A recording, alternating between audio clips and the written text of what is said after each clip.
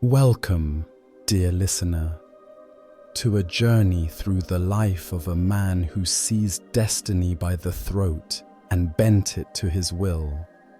A man whose shadow still looms large over the landscape of modern history.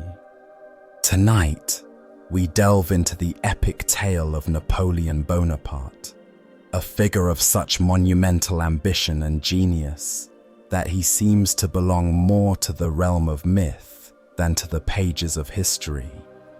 As you settle into your comfortable position, allow your breathing to slow and deepen, like the steady, rhythmic march of the old guard. Feel the tensions of the day recede, like a defeated army melting away into the twilight mist. Tonight, you are not merely a listener, but a silent observer, a witness to the dramatic rise and fall of one of the most extraordinary individuals who ever lived. Close your eyes and imagine yourself standing on a quiet hill overlooking a Europe in turmoil. The air is thick with the scent of gunpowder and the distant echo of cannons. But here, in our peaceful sanctuary, there is only calm. We will watch the story of Napoleon unfold not as a chaotic whirlwind of battles and politics, but as a grand, sweeping narrative, a human drama of ambition, love, betrayal, and the relentless pursuit of glory. Let your mind drift like a cloud across the map of Europe, from the rugged shores of Corsica to the glittering palaces of Paris, from the sun-scorched sands of Egypt to the frozen plains of Russia. We will follow the footsteps of the young artillery officer who became an emperor, the revolutionary who crowned himself, the lawgiver whose code still shapes legal systems today, and the conqueror who ultimately met his match on the muddy fields of Waterloo. Tonight, we will explore the paradoxes of this complex man. The romantic who was ruthless in his pursuit of power, the liberator who became a tyrant, the visionary who plunged a continent into war.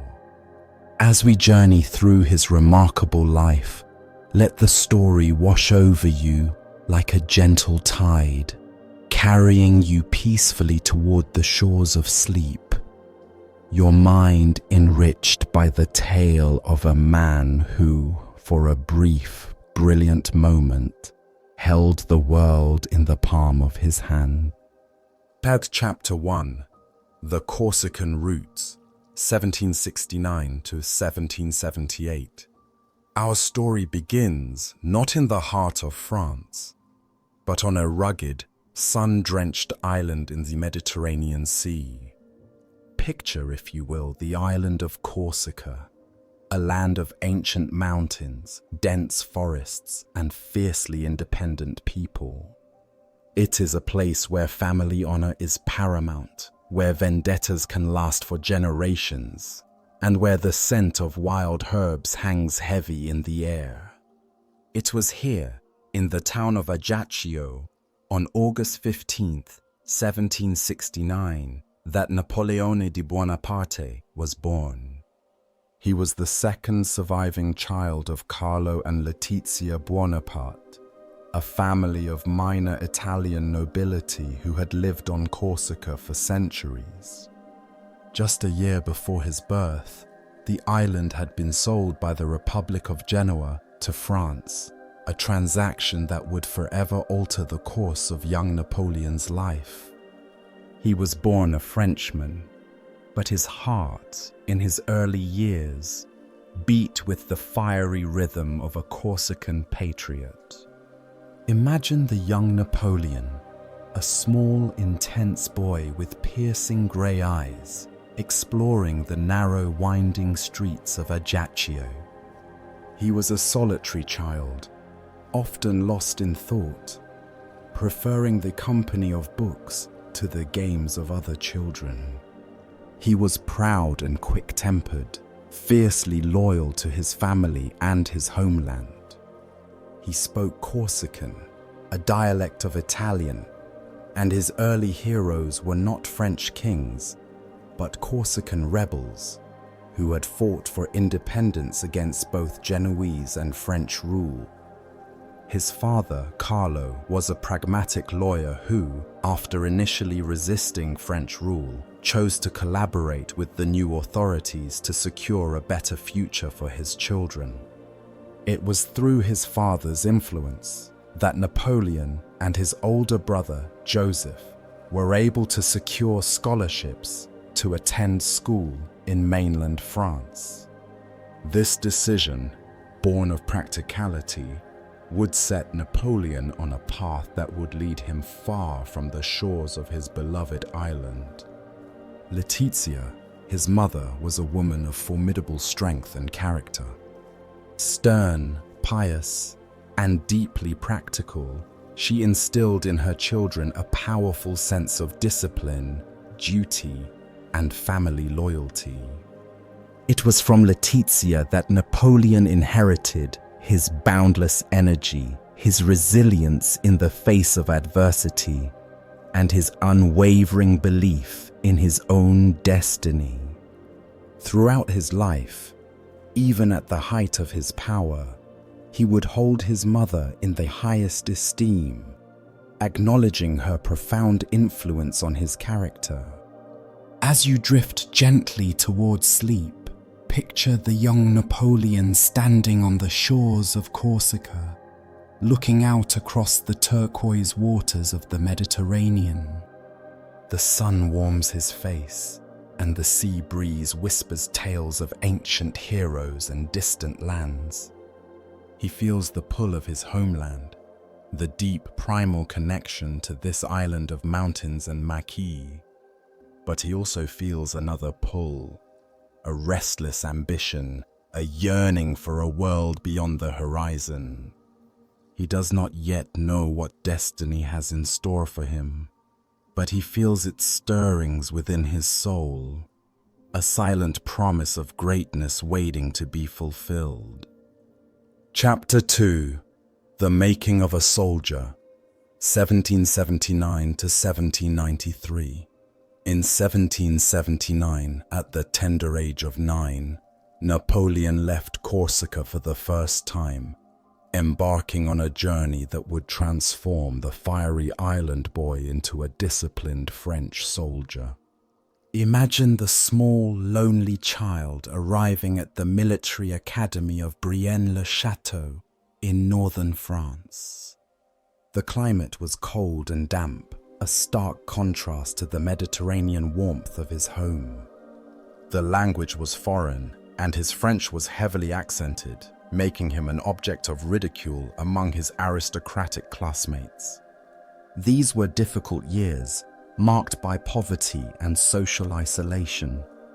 Napoleon was an outsider, a scholarship boy from a conquered land, surrounded by the sons of wealthy French nobles who looked down on his provincial origins. He retreated into himself, finding solace in the library, where he devoured books on history, mathematics, and military strategy. He read about the great commanders of the past, Alexander the Great, Hannibal, Julius Caesar, and dreamed of emulating their glorious deeds. He excelled in his studies, particularly in mathematics, a skill that would later prove invaluable in the science of artillery. He was a serious, driven student, with a prodigious memory and an unquenchable thirst for knowledge. His teachers recognized his talent, but also noted his fierce pride and his almost obsessive ambition. One report described him as capable of anything. In 1784, he was admitted to the prestigious École Militaire in Paris, the Royal Military Academy that trained the elite of the French officer corps. Here, he continued his rigorous studies, specializing in artillery, the most technical and meritocratic branch of the army. He was still an outsider, but his talent and dedication were undeniable. He graduated in 1785, after only 1 year of study instead of the usual 2, and was commissioned as a second lieutenant in an artillery regiment. As you continue to relax, picture the young Lieutenant Bonaparte, now just 16 years old, joining his first regiment in the provincial garrison town of Valence. He is a serious, almost somber figure, spending his meager pay on books rather than on the social diversions favored by his fellow officers.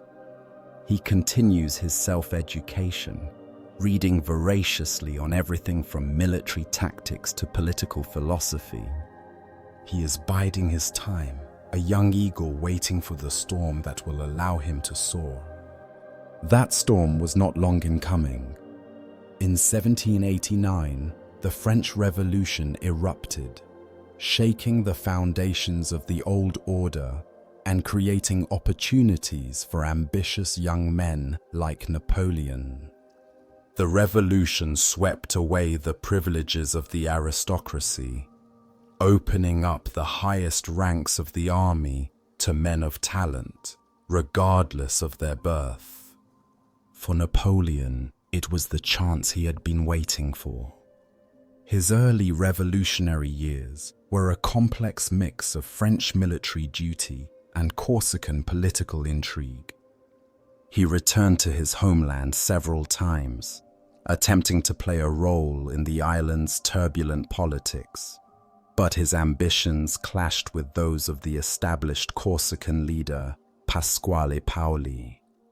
Ultimately, a bitter falling out with Paoli forced the entire Bonaparte family to flee Corsica in 1793 and seek refuge in mainland France. This final break with his homeland was a pivotal moment. From now on, his destiny would be inextricably linked with that of France. Chapter 3: The Whiff of Grapeshot, 1793 to 1796. The French Revolution was a crucible, a fiery furnace that forged new men and new ideas. For Napoleon, it was the stage upon which he would first display his military genius. His first great opportunity came in 1793 at the Siege of Toulon, a key naval base that had been handed over to the British by royalist rebels. Imagine the scene.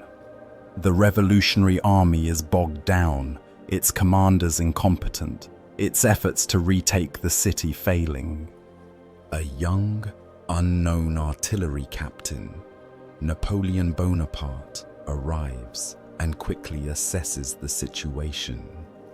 He sees what the older generals have missed, that the key to Toulon is not a frontal assault, but the capture of the high ground overlooking the harbor.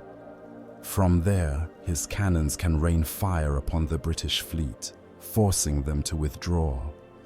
His plan is audacious, but his logic is impeccable. He works tirelessly, positioning his guns, inspiring his men with his own courage and energy. He is in his element, a whirlwind of activity, his mind a razor-sharp instrument of war. The assault is a success. The British fleet is forced to abandon the harbor, and the city falls to the revolutionary forces. The young Corsican is hailed as a hero and promoted to the rank of brigadier general at the age of just 24. But the chaotic politics of the revolution were as dangerous as any battlefield. Napoleon's association with Augustin Robespierre, the younger brother of the infamous Maximilian, led to his brief arrest and imprisonment after the fall of the Jacobin government in 1794. His career seemed to be over before it had truly begun. He spent a year in the political wilderness, poor and jobless in Paris, his future uncertain. But destiny had not abandoned him.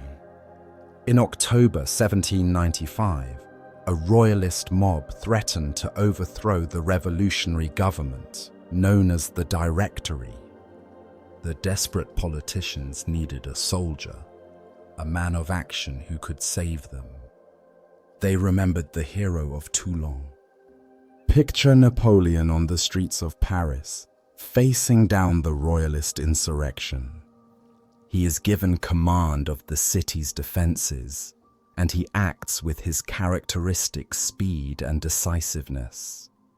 He orders cannons to be brought into the heart of the city, and as the royalist columns advance on the Tuileries Palace, he gives the order to fire. A whiff of grape shot, as he would later call it, disperses the mob and saves the government. Once again, Napoleon has proven himself the man of the hour. As you drift deeper into peaceful slumber, imagine the young general standing in the smoke-filled streets of Paris, his uniform stained with gunpowder, his eyes bright with the fire of ambition. He has saved the Republic, but more importantly, he has saved himself. The Directory is grateful, and they reward him with the command he has always craved, the Army of Italy. Chapter 4. The Italian Lightning, 1796-1797. In March 1796, Napoleon arrived in Nice to take command of the Army of Italy, a ragtag force of 30,000 men, poorly equipped and demoralized by a series of defeats. The soldiers looked skeptically at their new commander, a pale, thin young man of 26 who looked more like a scholar than a general. They would soon learn their mistake. Picture the transformation that Napoleon wrought upon this army. Within days of his arrival, he had reorganized the supply lines, improved the soldiers' rations, and most importantly, instilled in them a new sense of purpose and pride. He spoke to them not as subjects, but as citizens of the Republic, fighting for liberty and glory. His proclamations were stirring, his presence magnetic. The army began to believe in itself because it believed in him. The campaign that followed was a masterpiece of military art, a symphony of speed, surprise, and tactical brilliance. Napoleon's strategy was simple but revolutionary: divide and conquer. The enemy coalition consisted of Austrian and Piedmontese forces, but they were separated and could not easily support each other. Napoleon struck like lightning, moving his army with unprecedented speed to defeat each enemy force in detail before they could unite. The Battle of Montenotte, the first of his great victories, set the pattern for all that followed. Napoleon concentrated his forces at the crucial point, achieved local superiority, and struck with overwhelming force. The enemy was not just defeated, they were demoralized, their confidence shattered. Victory followed victory: Millesimo, Dago, Mondovi. The names ring like a roll of honor, each one adding to the growing legend of the young general. But it was not just his tactical genius that made Napoleon great. It was his ability to inspire his men to superhuman efforts. He shared their hardships, their dangers, their triumphs. He knew many of them by name, remembered their acts of courage, rewarded their loyalty. They called him Le Petit Caporal, the little corporal, a term of endearment that spoke to his common touch, his ability to connect with the ordinary soldier. The climax of the campaign came at the Battle of Lodi, where Napoleon personally sighted the cannons that broke the Austrian line. His soldiers saw their general, sword in hand, standing beside the guns as enemy fire whistled around him. From that day forward, they believed he was invincible, touched by destiny. And perhaps he was beginning to believe it himself. As the campaign progressed, Napoleon's victories opened the gates of northern Italy. Milan fell, then Mantua after a long siege. The Austrians, stunned by the speed and ferocity of his attacks, sued for peace. The Treaty of Campo Formio, signed in October 1797, was Napoleon's first diplomatic triumph, a negotiation conducted with the same brilliance he had shown on the battlefield. But the Italian campaign was more than just a military success. It was a revelation of Napoleon's character. Here, for the first time, we see the full range of his talents, the military genius, the political acumen, the administrative skill, and the magnetic charisma that would make him one of history's most compelling figures. He was no longer just a general. He was a force of nature, a man who seemed capable of bending reality to his will. As you continue your peaceful journey towards sleep, imagine Napoleon at the height of his Italian triumphs, standing on the balcony of a Milanese palace, looking out over the city he has conquered. The evening air is warm and fragrant with the scent of orange blossoms. Below him, the streets are filled with celebrating soldiers and cheering civilians. He is 28 years old, and already he has achieved more than most men dream of in a lifetime. But this is only the beginning. In his mind, he can see the outline of an even grander destiny, a future that will take him to the very pinnacle of power and glory. Chapter 5: The Egyptian Dream, 1798 to 1799.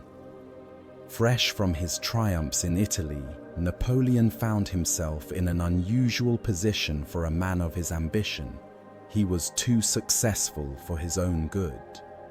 The Directory, the weak and corrupt government that ruled France, was beginning to fear their young general. His popularity with the army and the people made him a potential threat to their power. They needed to find a way to remove him from France without appearing to disgrace him. The solution came in the form of an exotic and romantic proposal: an expedition to Egypt. The idea was to strike at British interests in the East, to threaten their lucrative trade routes to India, and perhaps to establish a French empire in the Orient. For Napoleon, it was an irresistible opportunity to follow in the footsteps of Alexander the Great, to add the mystique of the East to his growing legend. Picture the magnificent fleet that sailed from Toulon in May 1798, nearly 400 ships carrying 38,000 soldiers, sailors, and civilians. But this was no ordinary military expedition. Napoleon had brought with him a small army of scholars, scientists, and artists, the Commission of Arts and Sciences, whose mission was to study and document the ancient civilization of Egypt. It was a gesture that revealed another side of Napoleon's character: his genuine love of learning, his respect for knowledge, and his understanding that conquest of the mind was as important as conquest of the body. The voyage across the Mediterranean was like a floating university. Napoleon spent hours in discussion with the scholars, absorbing their knowledge, sharing his own insights. He read voraciously, as was his habit, devouring works on Egyptian history, Islamic culture, and Eastern philosophy. He was preparing himself not just to conquer Egypt, but to understand it. to present himself not as a foreign invader, but as a liberator, a new Alexander come to restore the glory of the ancient world. The landing at Alexandria in July 1798 was a moment of high drama. As his soldiers waded ashore through the surf, Napoleon issued one of his most famous proclamations. "Soldiers, from the summit of these pyramids, 40 centuries look down upon you." It was pure theater, but it was also pure Napoleon. The ability to transform a military operation into an epic adventure, to make his men feel that they were participants in a grand historical drama. The Battle of the Pyramids, fought in the shadow of those ancient monuments, was another demonstration of Napoleon's tactical genius. The Mameluke cavalry, magnificent horsemen who had ruled Egypt for centuries, charged again and again against the French squares, only to be mowed down by disciplined musket fire. It was the triumph of European military science over Eastern valor, a victory that opened the road to Cairo. But Egypt also brought Napoleon his first taste of real defeat.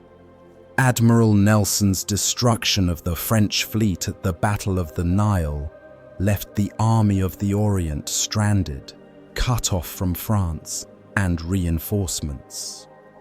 The dream of an Eastern empire began to fade, replaced by the harsh reality of guerrilla warfare, plague, and the constant threat of Turkish and British intervention.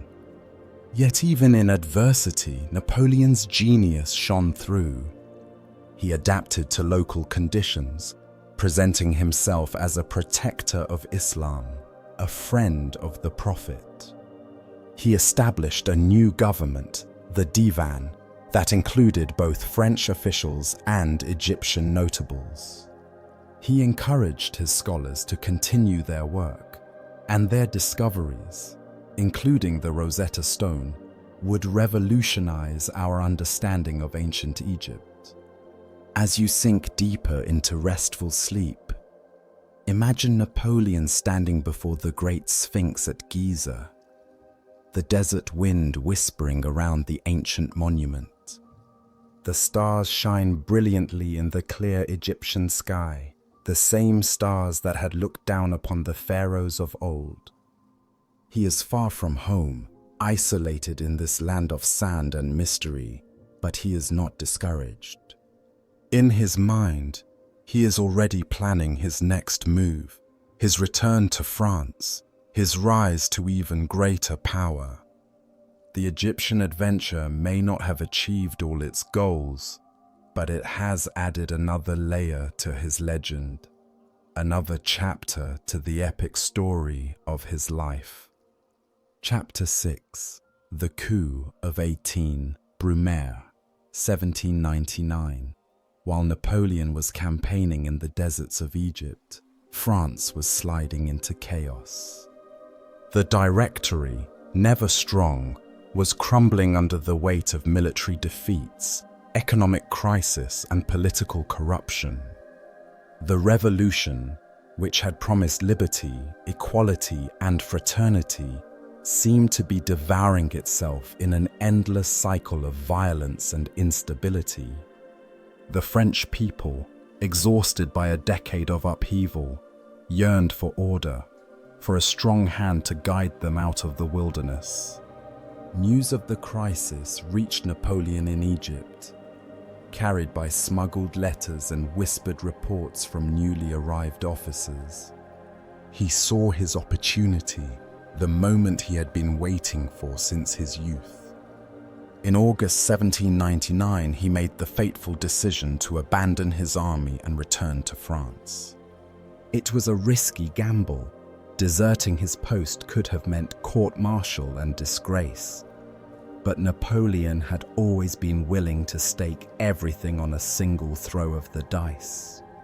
Picture his secret departure from Egypt, slipping away in the dead of night aboard a fast frigate, evading British patrols through a combination of luck and seamanship. The voyage across the Mediterranean was fraught with danger, but Napoleon's star seemed to protect him. He landed at Fréjus on the French Riviera in October 1799, and the news of his return spread like wildfire across the country. The reception was extraordinary. Everywhere he went, crowds gathered to cheer the hero of Italy and Egypt. The defeats and hardships of the Egyptian campaign were forgotten, only the glory remained. Napoleon was seen as the man who could save France, the general who had never lost a battle, the leader who could restore order and prosperity to the troubled nation. But Napoleon was not content to be merely a popular hero. He wanted power, real power, and he was prepared to seize it. He entered into a conspiracy with two of the directors, Emmanuel Joseph Sieyès and Roger Ducos, and with his brother Lucien, who was president of the Council of 500. The plan was to overthrow the Directory and establish a new government with Napoleon at its head. The coup began on 18th Brumaire, November 9th, 1799, according to the revolutionary calendar. Napoleon was appointed commander of the Paris garrison, giving him control of the military forces in the capital. The next day, the legislature was moved to the palace of Saint-Cloud, ostensibly for security reasons, but actually to remove it from the influence of the Parisian mob. The crucial moment came when Napoleon addressed the Council of 500. The deputies, suspicious of his intentions, began to shout, "Down with the dictator!" Some even called for him to be outlawed. For a moment, the coup seemed to be failing. Napoleon, usually so eloquent and commanding, appeared flustered and uncertain. He was even physically manhandled by some of the deputies. But his brother Lucien saved the day with a brilliant piece of theatre. He declared that the deputies were being intimidated by royalist assassins armed with daggers, and he called upon the soldiers to protect the Republic. The grenadiers, loyal to Napoleon, cleared the hall with their bayonets. The remaining deputies, cowed and confused, voted to dissolve the Directory and establish a new government, the Consulate, with Napoleon as first consul. As you drift peacefully towards sleep, imagine Napoleon on the evening of 19th Brumaire, standing in the gardens of Saint-Cloud as the last light fades from the western sky. He has done it. At the age of 30, he has seized control of France, the most powerful nation in Europe. The boy from Corsica has become the master of the revolution. But this is not the end of his story, it is only the beginning. In his mind, he can already see the crown that awaits him, the empire that he will build, the destiny that he will fulfill. The greatest adventure of his life is about to begin. Chapter 7. The First Consul, 1799 to 1804. The France that Napoleon inherited as first consul was a nation exhausted by revolution and war, its institutions shattered, its people divided, its enemies gathering on every frontier. But Napoleon saw not problems, but opportunities, not chaos, but the raw material from which he could forge a new order. He threw himself into the task of reconstruction with the same energy and brilliance that he had shown on the battlefield. His first priority was to establish his authority and bring stability to the country. The Constitution of the year the Eight, which he largely wrote himself, created a strong executive with Napoleon as first consul for 10 years. It was a masterpiece of political engineering, giving him the power he needed while maintaining the fiction of republican government. The French people, weary of political turmoil, embraced the new order with relief and enthusiasm. But Napoleon understood that military victory alone was not enough to secure his position. He needed to win the hearts and minds of the French people, to show them that his rule would bring not just order, but prosperity and glory. He embarked on a series of domestic reforms that would transform France and influence the world for generations to come. The Concordat of 1801, his agreement with Pope Pius VII, was a stroke of political genius. By reconciling the Catholic Church with the revolutionary state, he healed one of the deepest wounds in French society. The Church regained its position as the religion of the majority of French people, while the state retained control over church property and the appointment of bishops. It was a compromise that satisfied most Catholics while preserving the gains of the Revolution. Even more important was the creation of the Civil Code, later known as the Code Napoleon. This comprehensive legal system, which Napoleon helped to draft personally, enshrined the principles of equality before the law, protection of property rights, and civil liberties. It was a revolutionary document that swept away the complex patchwork of feudal laws and regional customs that had governed France for centuries. The code would eventually be adopted by dozens of countries around the world, making it one of Napoleon's most enduring legacies. Picture Napoleon in his study at the Tuileries Palace, working late into the night on the details of legal reform. He is surrounded by law books and legal documents, his mind focused with laser-like intensity on the task at hand. He understands that laws, like battles, must be won through careful planning and meticulous attention to detail. He is not just creating a legal system, he is laying the foundation for a new society based on merit rather than birth, on achievement rather than privilege. His administrative reforms were equally revolutionary. He created a new educational system, the University of France, which provided standardized, secular education throughout the country. He established the Legion of Honor, a new order of merit that rewarded service to the state regardless of social origin. He reorganized the financial system, creating the Bank of France and stabilizing the currency. He built roads, canals, and public buildings, transforming the infrastructure of the nation. But perhaps his greatest achievement during this period was the restoration of France's military power. The victories at Marengo in 1800 and Austerlitz in 1805 not only defeated France's enemies, but also demonstrated to the world that the revolution had created a new kind of army, one that fought not for king and country, but for liberty and glory. These victories made Napoleon not just the ruler of France, but the master of Europe. The transformation of Napoleon himself during these years was equally remarkable.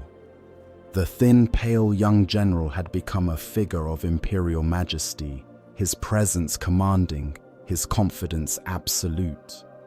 He had learned to use ceremony and spectacle to enhance his authority, surrounding himself with the trappings of power, while never forgetting that his ultimate strength lay in his ability to inspire and lead.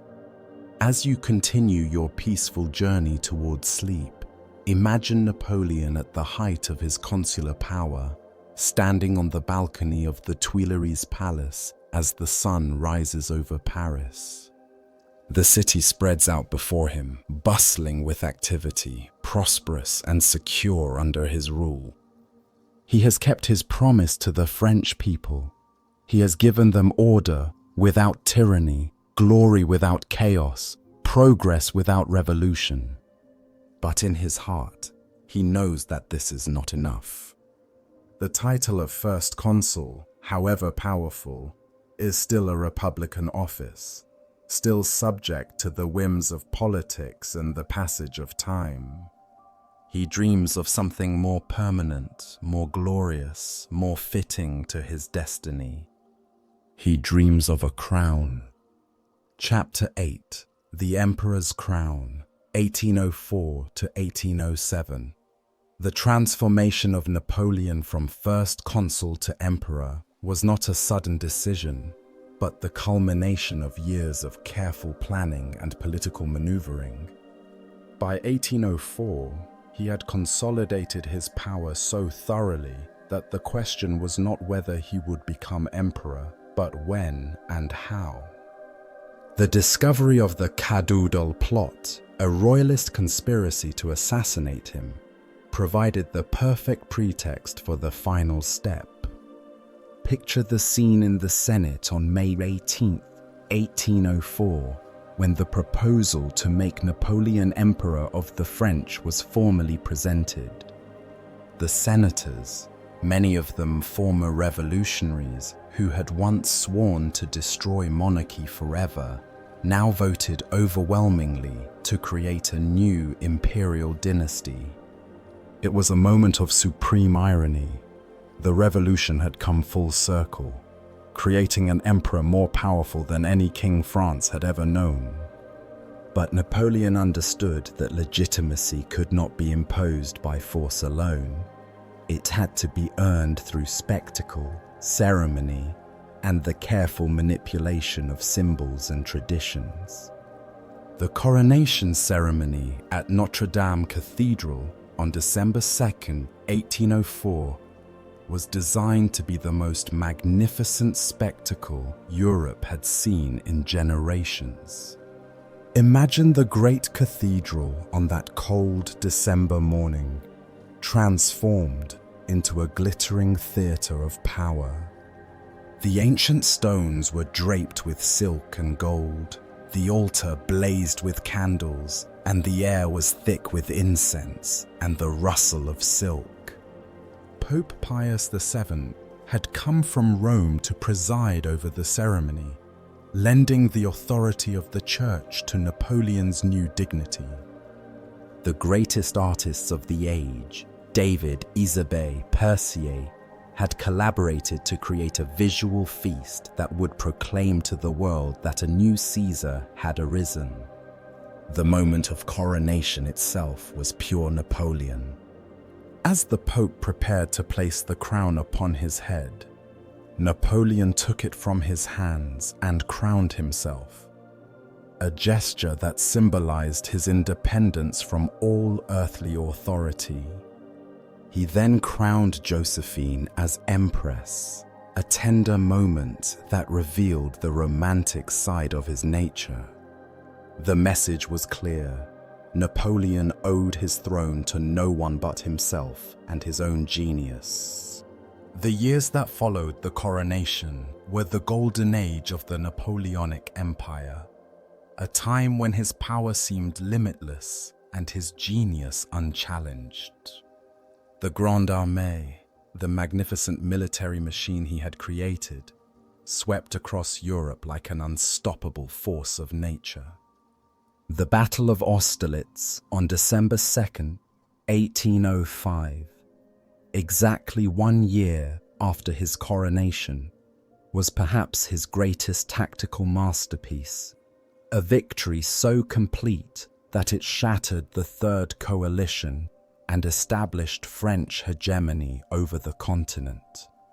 Picture the battlefield of Austerlitz on that foggy morning, as Napoleon deployed his forces with the precision of a master chess player.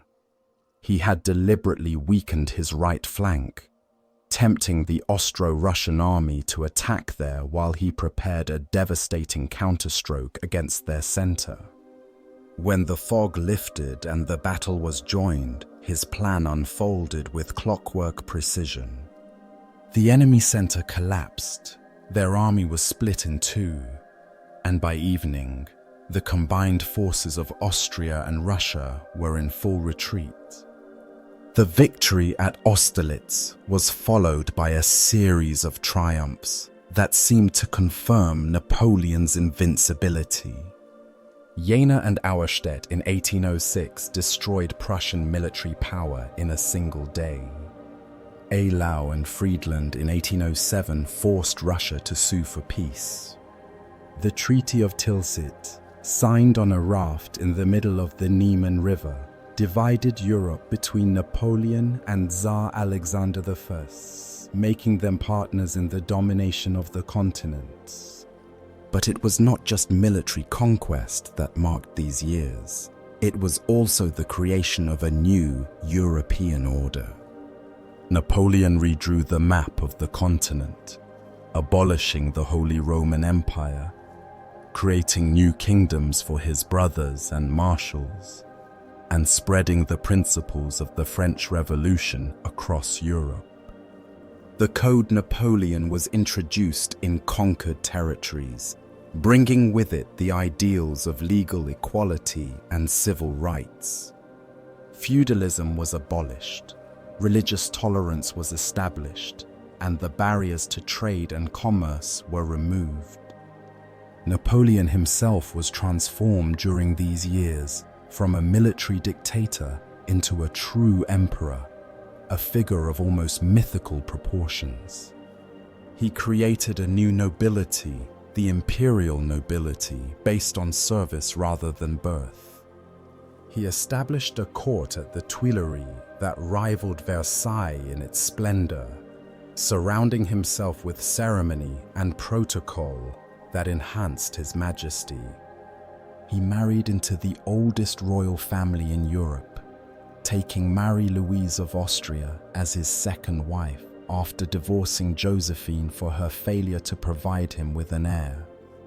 As you drift deeper into peaceful slumber, imagine Napoleon at the pinnacle of his power, standing in the Hall of Mirrors at the Palace of Versailles, now transformed into an imperial residence. The same hall where Louis XIV had once held court now echoes with the footsteps of the Corsican upstart, who has surpassed the Sun King in power and glory.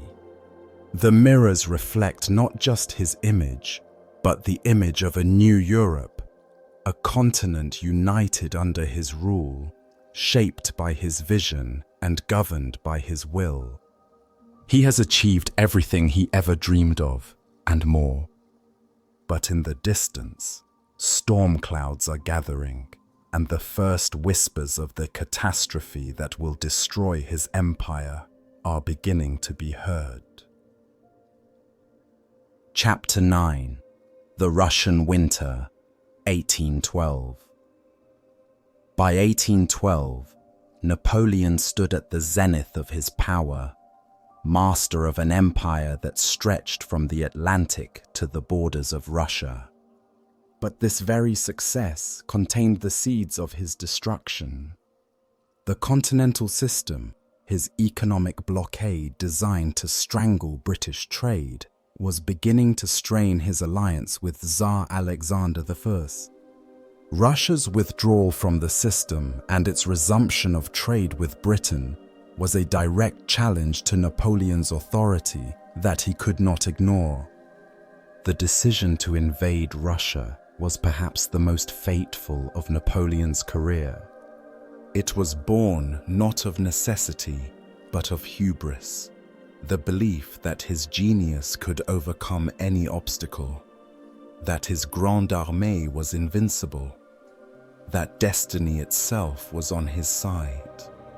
He assembled the largest army Europe had ever seen. Over 600,000 men drawn from across his empire, a polyglot force that included French, Germans, Italians, Poles, and dozens of other nationalities. Picture the magnificent spectacle of this army as it crossed the Niemen River on June 24, 1812. The column stretched for miles, a river of men and horses, cannons and supply wagons, all moving eastward into the vast expanse of Russia. Napoleon himself rode at the head of his imperial guard, resplendent in his green uniform, his face set with determination. He was 43 years old, at the height of his powers, confident that this campaign would be his greatest triumph. But Russia was unlike any enemy he had faced before. The country itself was a weapon, vast, empty, and unforgiving. The Russian strategy, devised by the wily General Barclay de Tolly and later implemented by Kutuzov, was simple but devastating. Retreat, avoid battle, and let the Russian winter and the immense distances do their work. As the Grande Armée advanced deeper into Russia, it found only empty villages, burned crops, and an enemy that melted away like mist before the dawn. The Battle of Borodino on September 7, 1812, was Napoleon's last chance to destroy the Russian army and force a decisive conclusion to the campaign. Picture that terrible day as 250,000 men clashed in one of the bloodiest battles in history. The fighting was savage, desperate, with neither side giving quarter. Napoleon, uncharacteristically, remained in the rear, perhaps already sensing that this campaign was different from all the others. When the smoke cleared, the field was carpeted with the dead and dying, but the Russian army, though battered, had escaped to fight another day. The occupation of Moscow seemed like a triumph, but it was a hollow victory. The ancient capital was largely deserted, and within days, fires began to break out across the city. Whether set by Russian patriots or by accident, the flames consumed much of Moscow, leaving Napoleon's army without adequate shelter or supplies. He waited in the Kremlin for 5 weeks, hoping that Tsar Alexander would sue for peace, but the Russian emperor remained silent. The retreat from Moscow began on October 19, 1812, and it quickly became one of the greatest disasters in military history. Picture the Grande Armée, once so proud and magnificent, now a ragged column of starving, freezing men struggling through the Russian snow. The temperature plummeted, supplies ran out, and discipline collapsed. Soldiers abandoned their weapons, their wounded comrades, even their honor in the desperate struggle to survive. The crossing of the Berezina River in late November was the final catastrophe. The Russians had destroyed the bridges, trapping the remnants of the army on the wrong side of the river.